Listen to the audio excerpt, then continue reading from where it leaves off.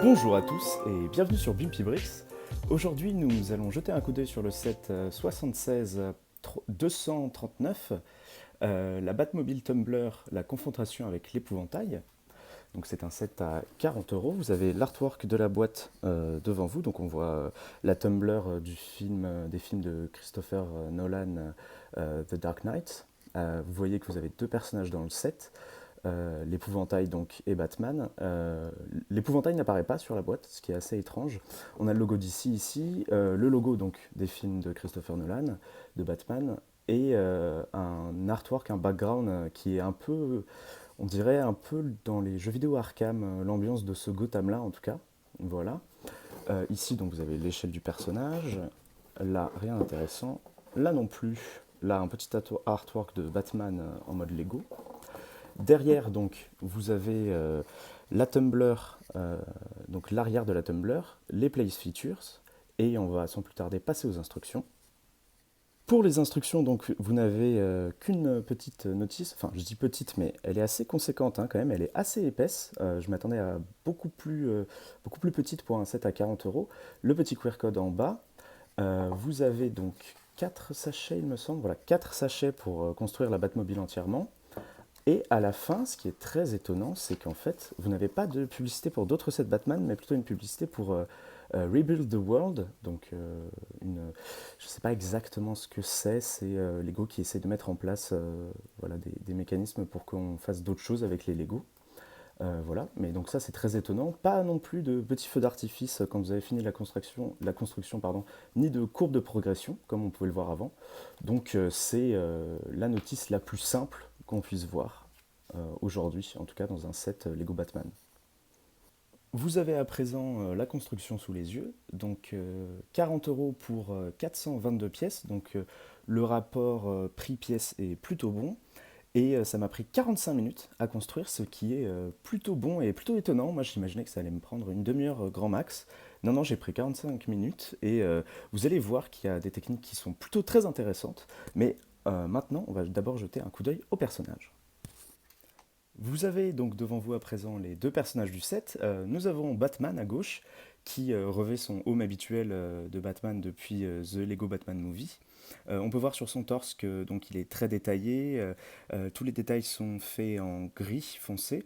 Il a aussi sa ceinture en doré avec un petit dégradé au milieu assez sombre qui fait que ça ressort un peu. Comme accessoire, donc il a un batarang et un bat-grappin avec cette fois-ci un détail doré aussi. Derrière son home se cache sa tête de Batman classique avec le bandage en haut blanc pour les yeux. Sa tête alternative, donc c'est un sourire un peu narquois. On peut voir aussi qu'il y a des détails derrière son dos, donc pour le torse, pour son armure. Il y a la continuité de la ceinture aussi. Et vous pouvez voir que cette cape-là n'est pas une... Donc c'est une cape soft et pas rigide comme les anciennes, ainsi qu'il n'a qu'un seul trou pour mettre sa tête, contrairement à deux comme on avait l'habitude de voir avant, ce qui fait que sa cape, entre guillemets, vole un peu plus au vent. Vous voyez qu'elle n'est pas complètement collée à lui, mais elle est un peu en retrait. Voilà. Pour l'épouvantail, donc nous avons un design assez simple, mais quand même qui marche très bien. Donc il a sur sa tête une sorte de cagoule d'épouvantail pour faire peur.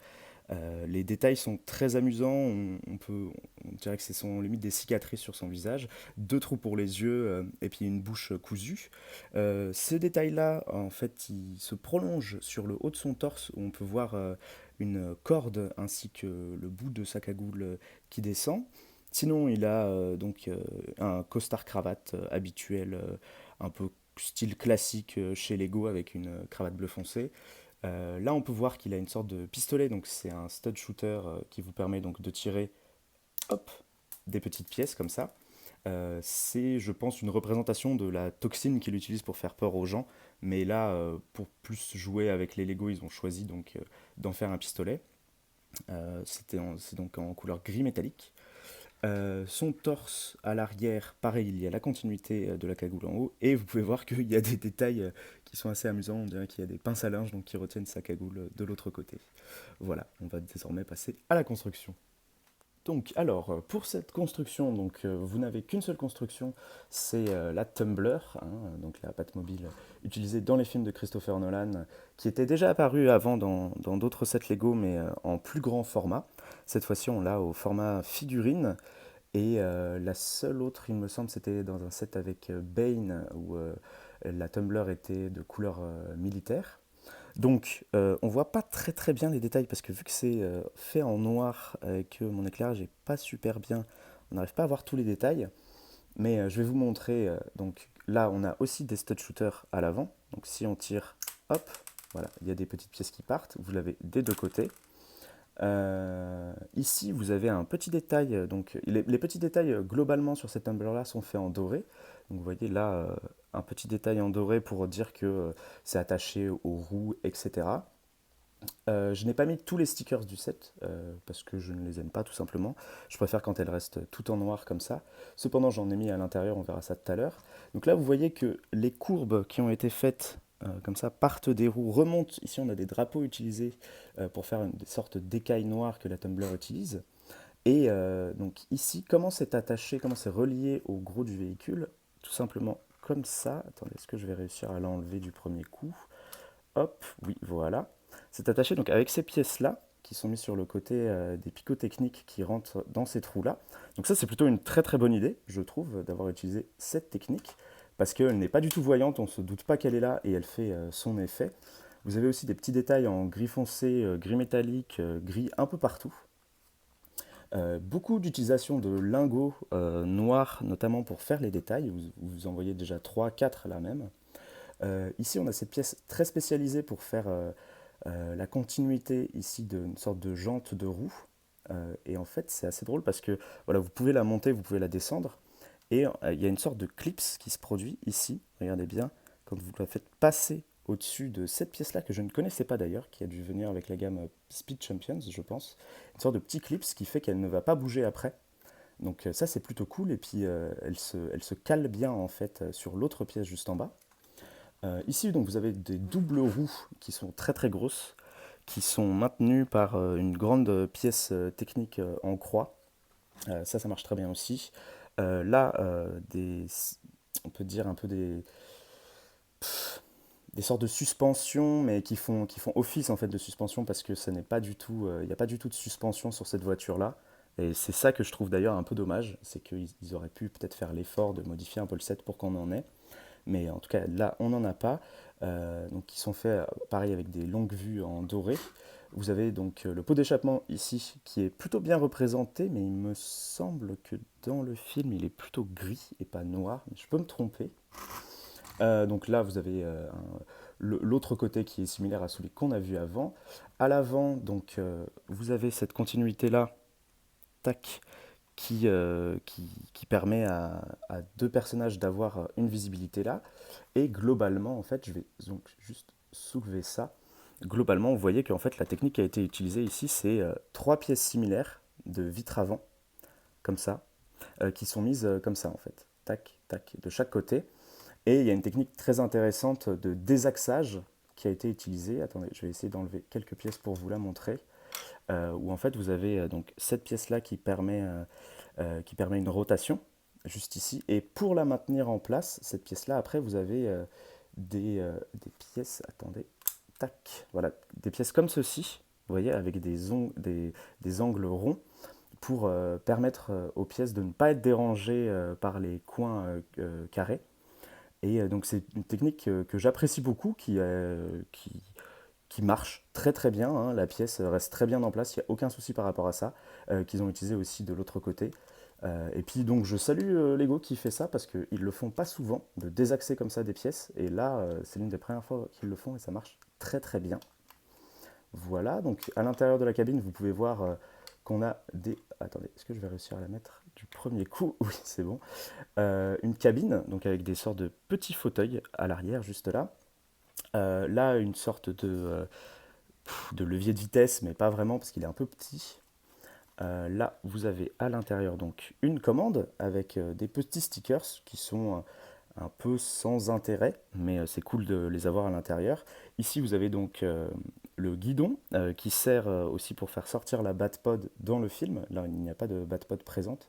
On aurait pourquoi pas bien aimé en avoir une d'ailleurs, mais non, ils ne nous l'ont pas donné dans le set. Et un truc sur lequel j'ai eu un peu du mal à comprendre, mais cette pièce-là, ce petit clip, vous voyez, il n'y a rien d'attaché, et je pense que c'est juste pour mettre un batarang en fait à l'intérieur. Et je vais tout de suite mettre Batman dedans, donc vous voyez qu'on a de la place quand même pour deux personnages. Hop, et je mets Batman dedans pour que vous vous rendiez bien compte. Tac, voilà. Il n'y a pas trop de difficulté à le mettre, mais c'est vrai que la cape remonte par contre. Et sauf que vu que c'est une soft, on peut essayer de la tasser un peu, et vous voyez qu'il n'y a pas de souci à la fermeture. Donc ça, c'est plutôt cool. Voilà. On voit la tête de Batman au travers de la vitre, mais c'est vrai que là, on la voit pas trop. Elle est un peu désaxée, mais c'est pas très très grave. Ils ont utilisé aussi un clip pour faire la séparation ici. Et d'ailleurs, je trouve que cette pièce-là qu'ils ont mis, donc qui est une pièce un peu inversée, vous savez, des pièces lisses qu'on a habituellement, mais cette fois qu'il y a des picots à l'autre bout, ils auraient pu la mettre, ne pas la mettre en fait, tout simplement dans le set, parce que je trouve que ça fait une meilleure continuité comme ça plutôt qu'avec elle. Vous voyez qu'en fait là on a la même pente pour ces deux pièces-là, alors qu'avec celle-ci, hop, elle remonte un peu. Donc je préfère, en tout cas quand c'est comme ça, personnellement. Au sommet, vous avez une sorte d'ingénierie ici que vous pouvez moduler, comme ça. Cette pièce-là est maintenue, hop, comme ça avec des clips. Et donc, si vous l'enlevez, vous avez des détails. Par exemple, là, vous voyez des sortes de moteurs. Voilà. Elle s'enlève et se remet très facilement, mais quand on joue avec, ça va, elle ne s'enlève pas trop, donc ça c'est plutôt cool. Hop, voilà, donc vous pouvez bouger ces pièces-là aussi. Là, donc on a une sorte de mini pare-boue qui, honnêtement, je trouve, aurait pu être, pourquoi pas plus grand. Voilà. Et donc la pièce qui se soulève du toit, qui est magnifiquement faite, je trouve, qui épouse très très bien les formes des vitres et qui est très fidèle à ce qu'on a globalement dans les films de Christopher Nolan, la Tumblr. Donc ça, c'est plutôt cool. Voilà, voilà, on a déjà un peu fait le tour. Je vous ai montré les techniques que je trouvais intéressantes. Les stud shooters au début sont vraiment juste pour s'amuser, hein. On aurait pu s'en passer purement pour le design. Alors c'est vrai que c'est assez gros, même pour l'échelle des figurines, mais c'est plutôt cool aussi d'avoir une Tumblr voilà, à l'échelle des figurines qui passe plutôt bien. Là vous voyez que ces pièces qui sont là sont attachées horizontalement. Hop, hop, oula, je vais pas réussir à tout enlever je crois. Mais c'est attaché horizontalement donc zut, avec des pièces voilà, qui permettent de les attacher comme ça. Hop, je vais tout remettre en place, excusez-moi. Et vous avez donc des stickers normalement dans le set. Attendez. Voilà, des stickers donc, que vous êtes censé mettre ici à l'avant. Là, ceux-là sur les côtés ici. Et les derniers, ceux-ci ici. Voilà. Donc c'est pour faire des détails un peu dorés et tout. Moi j'ai juste choisi de mettre le tableau de commande parce que je trouve qu'elle est très bien en étant juste tout en noir avec quelques petits détails dorés qui reviennent.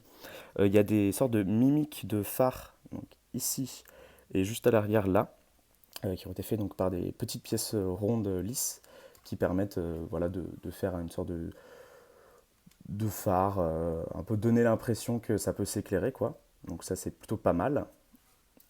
C'est un détail qu'on aime bien. Et globalement c'est tout. Un peu globalement c'est tout. Je vais vous montrer donc les pièces. Ah, j'arrive pas à remettre. C'est un peu compliqué à remettre les munitions, mais ça va hein, globalement. Je vais vous montrer les pièces donc supplémentaires qu'on a dans le set.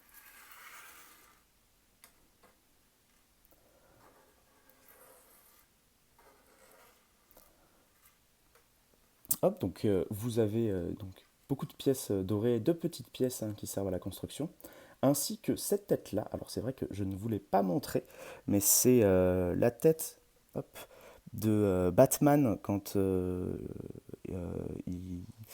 quand il est dans Gotham City et qu'il y a donc des citoyens, il fait peur aux citoyens, il me semble que c'est ça dans le film, ça fait depuis longtemps que je ne l'ai pas vu. C'est une tête qui est très cool et honnêtement Lego aurait pu s'en passer et je vais vous montrer donc tout de suite ce que ça rend quand on la met sur Batman. Donc là vous voyez un Batman qui fait beaucoup plus peur avec donc une bouche un peu en gris métallique et des petits yeux qui en fait marchent car c'est ces points ici qui sont juste au-dessus des yeux qui font office d'œil pour Batman. Donc voilà, ça marche très bien. Ils n'étaient pas obligés de la mettre. C'est plutôt cool qu'ils l'aient mis, je trouve. Et voilà. Écoutez, c'est tout pour le coup d'œil sur ce set. Moi, je suis plutôt content de l'avoir acheté. Honnêtement, je trouve qu'ils ont fait un très beau travail d'exécution. Tout le style de la Batmobile est vraiment bien fait. Il est vraiment adéquat, en accord avec les films et tout. C'est vrai que bon, vu que c'est Lego, ils peuvent pas trop faire de techniques illégales de maintien comme on aurait pu le voir dans des modèles custom. C'est juste ça qui est un peu gênant et du coup ça fait que c'est assez gros quand même comparé à une voiture par exemple de Lego City. Euh, mais euh, mais c'est plutôt bien. Voilà ce que ça donne à l'avant. Vous avez en dessous pas trop de détails qui sortent. Ils ont utilisé donc une pièce spécialisée pour faire tenir les deux personnages. Et voilà, voilà, c'est tout. C'est tout, c'est tout. Moi, je lui donnerais la note de 4,5 sur 5, je pense, parce que je trouve que c'est un peu cher, 40 euros juste pour une voiture. Mais si on met ça de côté, c'est un set qui est très bon, avec deux personnages exclusifs qu'on n'a jamais vus. Donc ça aussi, c'est très bien. Et, euh, et voilà. J'espère que cette vidéo vous aura plu. N'hésitez pas à me dire si j'ai oublié de montrer les détails ou si vous aurez bien aimé voir autre chose. Et on se dit à bientôt pour une prochaine fois. Merci d'avoir regardé, au revoir.